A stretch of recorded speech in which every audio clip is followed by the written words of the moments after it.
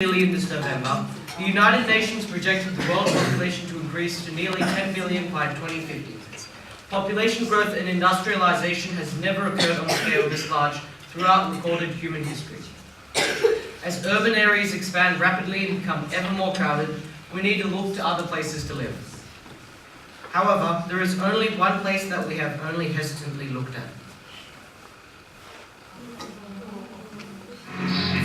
Where the artist would not be obsessed, where the scientist would not be bound by inequality, where the great would not be constrained by the small. The sweat, your brow, rapturous, can become your city as well.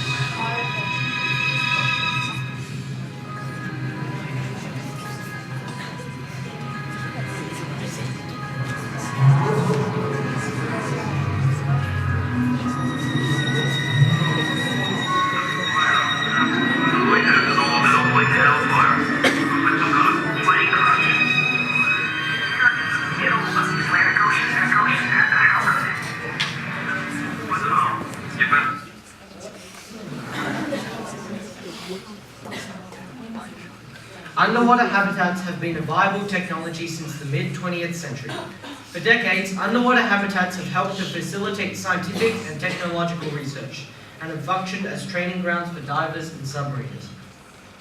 The first underwater habitats were constructed in the early 1960s in France for scientific research and exploration. Throughout the Cold War, the Soviet Union and the United States built numerous experimental underwater facilities for military and scientific projects. At the end of the Cold War, all of these underwater bases were shut down. Today, there are less than a dozen underwater habitats that remain in operation, including a scientific research base off the coast of Florida and hotels in Fiji and Dubai. Underwater habitats serve as popular tourist attractions, with more than 6 underwater hotels currently in operation and many more in construction in Fiji, Dubai, and the US East Coast. As environmental concerns with the oceans increase, new underwater facilities may be set up to be more environmentally sustainable and more adapted to the ecosystems in which they are constructed.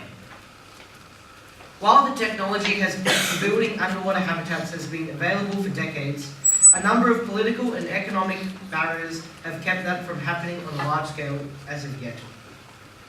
Examples include the damage to the ecosystem that the underwater habitats could potentially cause, as well as the legal agreement one has to receive from the government to build such a habitat.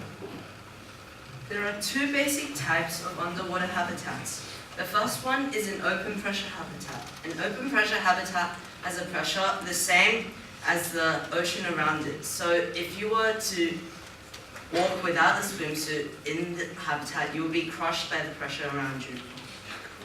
The air pressure in these underwater habitats are uncontrolled and is determined by the depth only.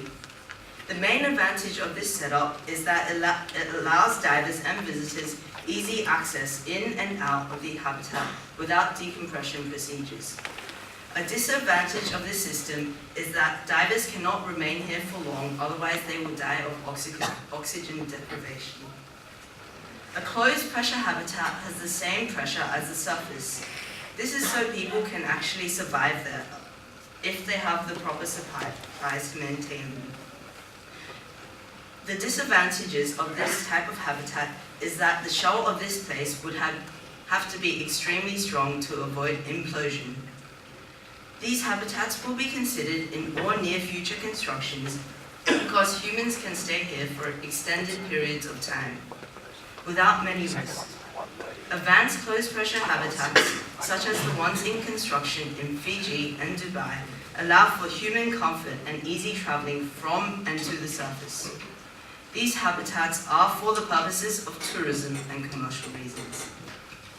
Underwater habitats could also be used for scientific purposes, as a facility could act as a laboratory for scientists, especially one that is closed pressure. This is because it is a stable environment for the scientists to work and potentially live in.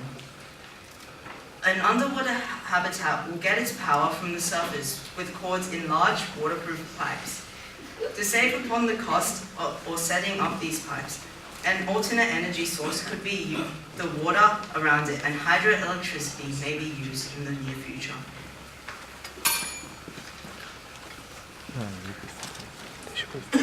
Light into the facility could be provided artificially. Waste heat would damage the ecosystem, as well as make the underwater facility extremely cold, so heaters and insulation would have to be used.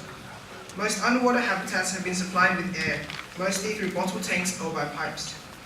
Some advanced facilities could utilize desalination to create drinkable water and air from the seawater, the same technology used by many modern nuclear submarines. Wastewater from the area could also be recycled to create breathable air and water. This is the same technology used in space stations.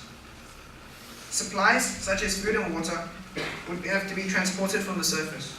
Another way of providing food is to construct a special area in which plants would grow. These plants would have to be suited to aquatic conditions and be able to live in artificial sunlight. The pressure underwater is large compared to the pressure on the surface. It would be better to submerge the facility into a relatively shallow area, shallow enough to make sure the pressure isn't too powerful, but deep enough to serve its intended purpose. All underwater facilities to date have been manufactured on the surface, and then they have been pushed into place with cranes and cables. However, very large underwater hotels may need to be constructed similarly to the International Space Station, with many small components interconnecting to form a larger base. Some habitats can only be reached by scuba diving.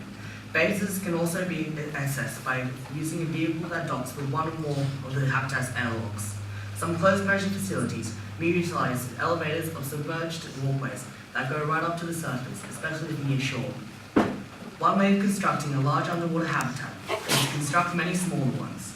They will need to be connected by tubes and airlocks.